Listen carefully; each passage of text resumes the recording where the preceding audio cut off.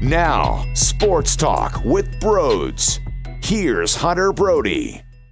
What is going on, everyone? Welcome to Sports Talk with Broads. We are broadcasting live from the Manscaped Man Cave. Get 20% off and free shipping with the code BROD at manscaped.com. I want to touch on a couple different topics when it comes to the Philadelphia Eagles. First, we will start here. Jeff McLean was on 97.5 The Fanatic and was talking to Anthony Gargano during the midday show, and he touched on how Howie Roseman does have some input when it comes to who dresses on Sundays, and that makes no sense to me whatsoever. Now, he did claim that ultimately the last guy who makes the decision is Doug Peterson, but Howie Roseman is involved, and that definitely pisses me off a bit because you're talking about the head coach of the football team. He should be the one that says, I want to go to war with these individuals on Sundays. That guy, Howie Roseman, while he has input on the roster and things of that nature, obviously, when it comes to game day and who's dressing, it makes no sense for him to have any input in. It's on Doug Peterson to come up with a game plan during the week and then picking the players that he personally believes will give him the best opportunity to win based off of what that general manager gave him. And I think you saw a scenario, a perfect scenario, on how this actually goes down when Jalen Hurts was inactive on week 1, and then from that moment on, he has been active every single week. When J.J. Arcega-Whiteside gets playing time, why do you think that is? Oh, well, hold on a second. This is my second-round pick that I need to make sure plays. Doug, you better put him in the lineup. Things of that nature absolutely goes down. Let's backtrack to last season. Mac Hollins playing consistently every single week over someone like Greg Ward, who was forced on the practice squad. Why is that? Well, Mac Hollins was a draft pick. So I think that there's a correlation right now between seeing some of these players play. Why does it take so long for players to not play? Things of that nature. It all goes down to the power struggle in this organization. There is no doubt that there is an issue from Jeffrey Lurie to Howie Roseman to Doug Peterson to Jim Schwartz.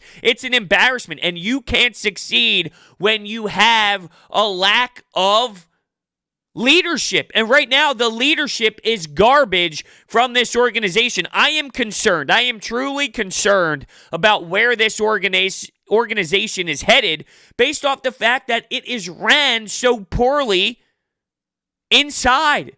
The organization, inside the organization, is a mess. You don't succeed when things are sloppy, when there's a power struggle. The head coach, remember what happened last year? Firing Mike Rowe, not firing Mike Rowe. That was an embarrassment. You have Howie Roseman, Jeffrey Lurie, putting their brains together to go pick up all these coaches to help Doug Peterson. And what type of move is that? Doug Peterson just getting thrown a bunch of these coaches from all over the place. When you discuss Doug Peterson and Frank Reich, because that conversation isn't going anywhere. And everyone remembers what it was like in 2017. Frank Reich leaves. It hasn't looked the same. But I bet you that when Doug Peterson went into the offices every morning and talked to Frank Reich, there was a level of trust. There was a level of knowledge. Doug Peterson understood that Frank Reich was a smart man. Some of these guys, what if they just blow? What if they're not good hires at all and they're supposed to have input on Doug Peterson's offense? And he's thinking, what? I'm just throwing out the scenario. I do know that I saw a hideous situation go down between Doug Peterson wanting Mike Rowe here, the front office guys, Howie Roseman, Jeffrey Lurie, maybe wanting to go in another direction, and then poof, here comes 73,000 different coaches to help out Doug Peterson and his creativity. While I do believe that Doug Peterson needs help, I don't necessarily believe that these guys should be the one who just throws individuals on the coach and say, here, have this. I don't know if those guys are any good. It's ridiculous that he's involved. And then you see moves like this. Casey Toohill goes to the waiver wire. The Washington football team picks him up. Because why? Vinny Curry? So a 32-year-old veteran on a team that clearly isn't going to make much noise this year, whether they win the division or not with 5 or 6 wins, whether that happens or not, they're not a good football team, right? I'm not claiming that Casey Tuhill is some legit insane stud. But I do know that if you're going to play the percentages here, what's going to help out this football team more long term? Because this season, Vinny Curry isn't saving this season, right? So why not maybe hold on to someone like Casey Tuhill, who's intriguing?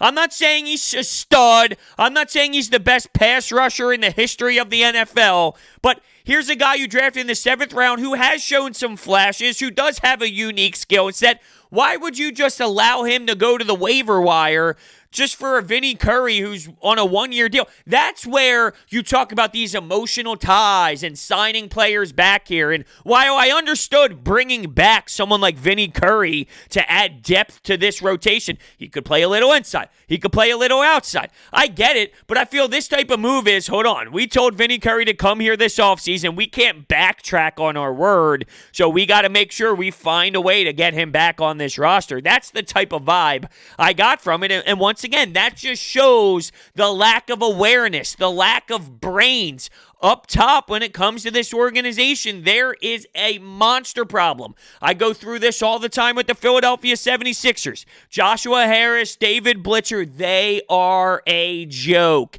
And teams who are ran poorly, you can see it. You can sense it. And right now, what we have right now, it's not good. There are people going head-to-head on the same team. And I'm not talking about the players, but I'm talking about people in the staff and people up top. It's not a recipe for success, and I think it tells you when you watch this team play. There is a disconnect happening, and you have to look at the ownership, at the general manager, and that's where it all begins. Because we've been through this road, right?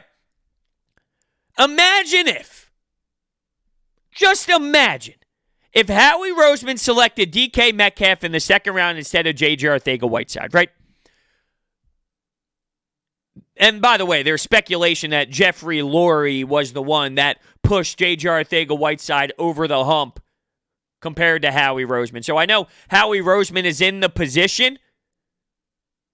It's tough because I don't know if Howie Roseman is a great evaluator of talent. We know his skill set when it comes to the money and the cap and things like that. But once again, you look at what's going to happen next season, and you can only push the credit card so far until you have to pay the bills. And we are inching towards having to pay that bill. But with Howie Roseman, there is speculation that J.J. Arcega-Whiteside in that pick, something was going on with Jeffrey Lurie, who helped push that decision. Howie Roseman is in the GM chair, so he's going to get a lot of the blame, and I think he deserves to get blame, obviously. There are other factors, though, when it comes to whispers and when it comes to maybe putting some voices in the others' ears that push a pick farther than another pick when it comes to the draft, if you get my case. But let's just go back to that draft with J-Jaw. He doesn't even deserve a nickname. I can't believe I do that. But with J.J. Arcega-Whiteside and DK Metcalf, if you take DK, you hit on DK, what happens then? Well, then in the 1st round, you don't have to take Jalen Reagor. You could take a Murray. You don't think that they need help right now when it comes to the back end of the defense, whether it's linebacker, whether it's safety? You could have had any of these unbelievable talents that went in the 1st round. I love watching Queen. Queen is legit as hell. So because you mess up on DK Metcalf, then you got to take Jalen Reagor. It could have been a stud player that can help in this defense. But no. And it just snowballs and snowballs into the situation that you are in right now. You still could have had Reagor. You're going to miss draft picks. You're not going to go 100%. So let's say they do pick J.J. Arcega-Whiteside. The next year you pick Jalen Reagor. I've seen some players out there. Chin, Logan Wilson, available with that Jalen Hurts pick. Just saying. It's crazy. It's wild to me. Now, before we attack what I really want to get into for the topic of this conversation, I said we're going to hit on a lot of bits and pieces, but there's one main one I want to get to. Before we do that, I added something to my YouTube channel. There were a lot of people reaching out to me. Hey, Broads, how can I help? Hey, Broads, how can I, support you more than I already do? And I didn't really have an option, and I know YouTube gives an option. So I went down the road of creating YouTube memberships. You can join Sports Talk with Broads, essentially, and there's different tiers. Whether you want to join the first tier, which is $4.99 a month, it allows you to send me podcast ideas. The second tier, we will have monthly hangouts, and there will be a date where I hang out with everybody involved in the membership. We hang out, we talk, we just kind of kick back, relax via Zoom, via YouTube. It depends how many people are involved, but YouTube live streams could be in play. And then the third one, you can actually send me videos. The third tier, you can send me videos of yourself, and I will implement them into the visual side of the podcast, asking a question, giving your thoughts on the Eagles, and things of that nature. So make sure you check out the Sports Talk with Broads membership page on my channel. I found these Jim Schwartz stats, by the way. This isn't the main topic I wanted to get into, but I found some Jim Schwartz stats today for all the Jim Schwartz haters out there who don't realize what type of job he actually does. He's a good defensive coordinator in this league. Since 2016, he is 8th in points per game, 1st in playoff points per game, and that is at least 3 games played. So if you're a squad that only played 1 game, well, your points are not valid. So he is 1st in playoff points per game, when the minimum is at least 3 games to be entered into the conversation. That is amazing. 4th in third down conversions, 36.2% of third downs allowed. 8th in sacks, 1st in rushing defense, 11th in red zone defense, and 10th in takeaways. So while it's not pretty to the eye, while you might not like it because it's not a Buddy Ryan defense, while you might not enjoy the way that it looks optically because he plays the stick defense, there's not a ton of blitzes, it works. It's effective. I don't understand how it's so hard for people to understand that. It actually blows my mind that people can look at these type of stats and then think that Jim Schwartz isn't good. Look around this league. All right? Look around the league. It's not like there's just a billion other elite defensive coordinators and the Eagles just have this guy. I'm not saying that there's not people who can do better. Sure, there can be better than Jim Schwartz. Absolutely. But you have someone, and this is what also blows my mind too. Because one of the big knocks on Jim Schwartz, and I think it's valid, I think it's fair, but his system, everybody knows. Everyone has figured it out. Everybody knows it. You got the wide 9. It's all about the defensive pressure. The front 4 gets home and you're going to win. If the front 4 does not get home, you're not going to win. So if you get the ball out quick, you beat Fletcher Cox, you beat Brandon Graham, you beat Derek Barnett, you're good to go. It's simple. Beat the front 4, right? Everybody knows that Jim Schwartz lacks adjustments at times. And he's still, I repeat, he still has insane numbers when it comes to production with this defense. This talent isn't good enough. You can't get much with this talent. And I could argue that he's maybe even exceeding expectations at times with Jalen Mills. He is what he is. He had the injury. He's not good enough. All right, he's not good enough. Marcus Epps blows.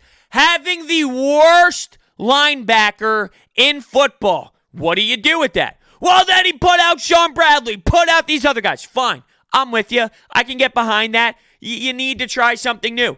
Nate Gerry is something around 23 and 23. Like, quarterbacks are 23 for 23 when going after Nate Gerry. So it's crazy that the numbers are what they are. When the front 4 gets going, you can look at it and go, all right, hold on a second. The front 4 can do some damage. And they're, 3rd in the NFL in sacks right now? Now, you got to try someone else at linebacker. That is a fair assessment because it can't be much worse than this. But let me repeat these stats. Because for you to think that Jim Schwartz is just okay or horrendous or honestly people think that he sucks, then you don't understand football. I can't help you there. You might not like it. There's a difference between liking it and not liking it. You might not like that Jim Schwartz has numbers to support that he's a good that he's a good defensive coordinator. I almost said he was a good lineman. I mean, he can't be worse than Nate Gary, so why not give Jim Schwartz a try? He's got a personality that people might not associate with. He's a good defensive coordinator. 8th in points per game. First in playoff points per game. That's what matters, right? Everyone says that all the time. Who cares if you continue to win the division? Who cares if you win the division with 9 wins? It's about getting playoff victories. Seattle Seahawks last year had Josh McCown running around on one hamstring? And he had a chance? Why do you think he had a chance? Oh, that's right. The Seattle Seahawks only scored 17 points. Playoff wins matters. Jim Schwartz wins in the playoffs. Well, puts the team in the position to win. 4th on third downs. I know a lot of individuals don't like his third down sticks. It works. 8th in sacks. 1st in rushing defense. Teams can't run the ball. This year it's different, though. Talent blows, but they're also implementing, the teams that they're playing are implementing this, whether it's a reverse or it's an end around.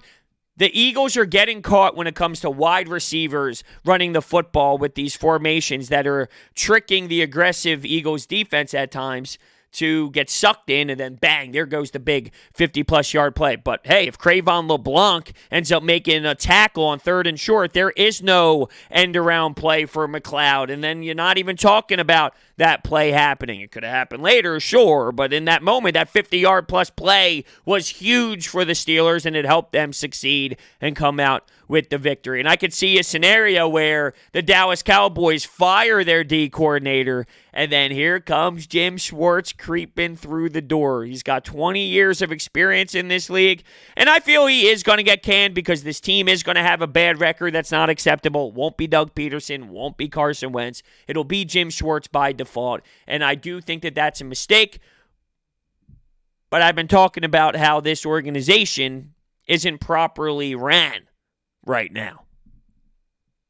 Maybe I'm wrong, though, because think about it. Jim Schwartz was hired before Doug Peterson was, so we'll see. By the way, make sure you check out my friends at BetQL. If you go to BetQL.com and use promo code BRODES20 at checkout, you get 20% off of your first payment. And what BetQL provides is a ton of sports betting analytics. And there's nothing better than having juicy information right at your fingertips while placing bets for the day. When trying to come up with an educated decision, why not use the numbers to help you reach your end goal, which is cashing out a ton of money on your sports book that you utilize. So there's analytics, there's trends. You can look at where the sharp money is headed for the money line bet against the spread. You can see where the public is going. Most of the time, you want to stay away from the public, head towards where all the professional bettors are headed. You will have all the statistics and analysis needed for the NFL, MLB, you name it. The World Series is coming up. Nothing better than the World Series.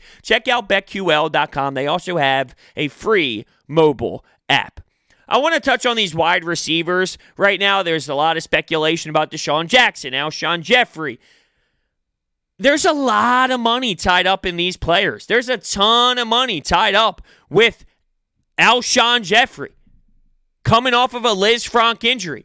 And there's been questions. Will Fulgham continue to play?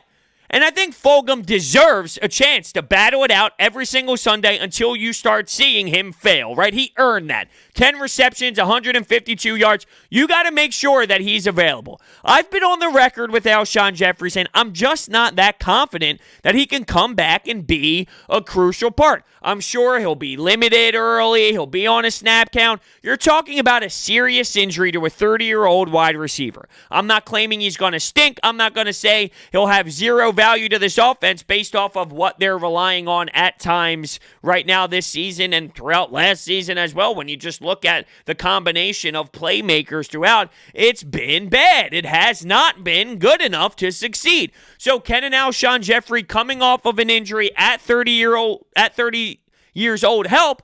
I'm sure. I just hear a lot of noise about, well, just wait until they get back their weapons. I don't know how much it's going to be, and if it is, and I'm not downplaying how much this can provide, but if it's a 10-yard catch, an 8-yard catch, a 7-yard catch, which is what Alshon Jeffrey provides for you, he's a possession receiver. He's not a big speed guy, but he can traditionally get you one-on-one matchups and go up and get the ball. If he gives you like one or two of those, like, okay, I'm not downplaying that and making it seem like it's not a big deal because any play helps, any positive play, like 7, 8, 9 yards is a positive play that helps you win games. But it's almost talked about as if, oh, when these players get back, your offense is going to be all explosive and moving around. There's going to be creativity, and I just don't necessarily believe that. And I hope I'm wrong. I really do. But when it comes to Deshaun Jackson, I'm anticipating a very short life. 1 game, 3 quarters, on the sideline, hamstring injury. And I'm only basing this off of where he's at in his career. I'm not trying to be a Negadelphia guy. I'm not trying to be someone who just hates the Eagles and talks bad about them. I'm basing this off of what he has done so far since coming to Philadelphia. He played 1 game against the Washington football team, had a big game, helped the team win. From there, nothing. Nothing at all. And even when he played this year, wasn't really that explosive. Now, some would say that they're really holding him back so they won't have to worry about what I just laid out. If you hold him back, wait for him to be 100. Let's say you play him at 85 or you wait till he's 100. Do you go and wait for the 100? So then, or maybe 100's a lot, but you get my point. Let's say he could play at 75, 80, but you want to wait until he's 95, 90, because that makes you feel more confident that that hamstring won't linger and he won't have to go to the sideline. Then fine. Maybe you want to be optimistic and think that way. Fine. I just can't because I've seen him too many times at this point upset me. Needed to get stretched out. Had to leave the game. Went back into the tunnel. Come on. Don't get sucked down into this. So getting back to Fulgham, the kid deserves to play and play and play until you see him fail enough where you recognize, all right. But 10-152, I'm sorry. I don't think Alshon deserves more time than that. I don't think any of these players deserve more time than that. Right now, he's your best wide receiver option. Get him out there on the field as much as possible. He's going to have a tough task against the Baltimore Ravens. They're going to make him feel it. They're going to be brutal on him. I expect them to test him a bit. And we'll see. And even if he does have a tough game, I'm not writing him off, just like I'm not screaming he's elite and he's Antonio Brown in his prime after 1 game of 10-152. But of course, I can be optimistic about it because the way that I saw him go up, grab the ball, he was intense, he was running his routes, he was getting open. So, of course, I'm intrigued. At the same time, if he has a tough night against one of the best defenses in the NFL, well, then so be it. But Deshaun Jackson being out there, in theory, and I know we talk about this all the time, but he'll take plays over the top. He'll move defenders back. Will that help out Zach Ertz? Zach Ertz has not been a factor. Carson Wentz has missed him in moments, but let's be realistic. Zach Ertz has not been a factor. Miles Sanders, I don't think he's been used in the passing game too much. Granted, Carson Wentz, throughout this season so far, hasn't done a good job at hitting him, missed him down the sideline. That 2nd and 9 play in the slot, although I yell at Miles Sanders more than I yell at Carson Wentz in that scenario because I saw someone like Mike Wallace against the New Orleans Saints. Justin Herbert throws this ball. There's 3 Saints defenders. He comes down with it. I see players make plays. I see DK Metcalf make plays. I expect Miles Sanders to make plays as well. And when it comes to this passing game, though, I don't think that he's having much of explosive times in the passing game. Once again, I don't know if Carson Wentz is doing the best job at giving him that opportunity, but at the same time, I could be underwhelmed with the scheme of Miles Sanders as well. And I'm just thinking about Deshaun Jackson coming back. In theory, you'll have more time and more ways to get plays open over the middle. But I just feel like I've been saying it for so long now. In theory, with Deshaun Jackson. And it never actually happens. It's crazy. It really is crazy that we are in the position that we are in right now. I have another topic with this Eagles squad. It's a pretty interesting conversation. Maybe I'll use that for tomorrow's pod. And maybe I'll go down that road. Maybe I'll use it for tomorrow's pod. So be on the lookout. It'll be fun. It'll be fun for sure. This episode of Sports Talk with Broads is sponsored by Orbit Energy and Power. With over 20 years of experience in the industry, they are home to your solar experts in residential and commercial projects. They are dedicated to making sure your project is completed easily and properly by using high-quality materials and trained professionals to get the job right. They also provide water purification systems, backup energy services, battery storage, and more. So make sure you check out their information. It's down below, along with their phone number. Moral of the story, the Eagles are a mess right now. And when you have the three stooges at the top of the helm, I call them the three stooges from the jump, Lurie, Roseman, Peterson, you're telling me that the general manager actually has a significant voice in who dresses on Sundays. Please explain that to me. The head coach should be the one that has all of the say. All of it. I don't want to hear input from anybody else. This is my team. This is my system. That is the power of the head coach. I don't want Howie Roseman making any decisions. His job is to make sure he looks good. Him specifically. He wants to make sure that, hold on a second, my guys are working out. My players, J-Jaw. Although, once again, speculation that Jeffrey Lurie was the one that pushed it over the edge. But hey, hold on. Here's my second-round pick. I got to make sure he plays. Alshon, I signed him to the big contract. I got to make sure he plays. Deshaun, I need to make sure these players play because I was the one to bring them in. You'd be naive. You would be naive if you didn't think that type of stuff happens behind closed doors.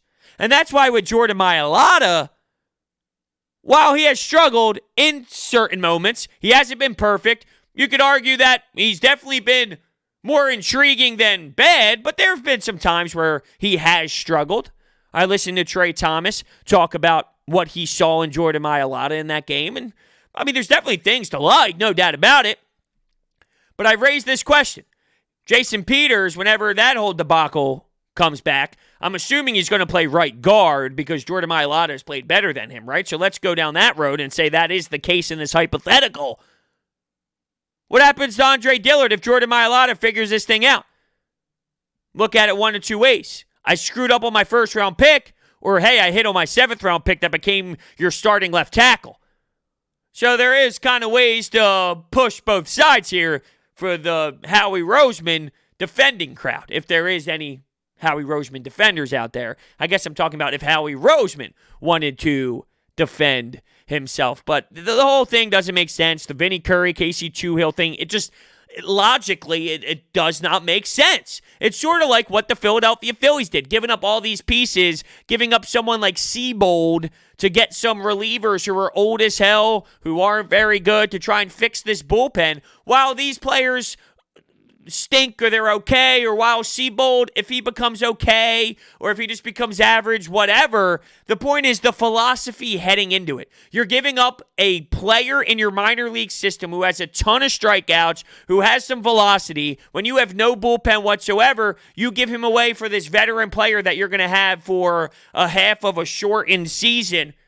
It doesn't make sense. This is the same thing. Vinny Curry, it doesn't make sense over Casey Tuhill. 7th-round pick, okay. He has a skill set. Why not try and get something out of it in a window? He doesn't need to step right in. But this team isn't going anywhere. Vinny Curry isn't this long-time Eagle for years to come. I think it all comes down to the agreement behind the doors. Hey, Vinny Curry, come here. If you remember, it took Vinny Curry a while to make his decision on where he was going to go. He did choose the Eagles. I'm sure that had something to do with it. Not hurting someone's feelings like Vinny Curry. I'm sorry. Bad decision. The approach. It's all about the approach. Hindsight. Once you have hindsight, you can address it again. You can nitpick things. You can appropriately discuss and ridicule and criticize. Fine. Hindsight, you can do that. But before anything actually happens, there's an approach. There's a mindset. You got to break down the analysis on why they did this. I don't see it. Do the pros outweigh the cons? I would say no.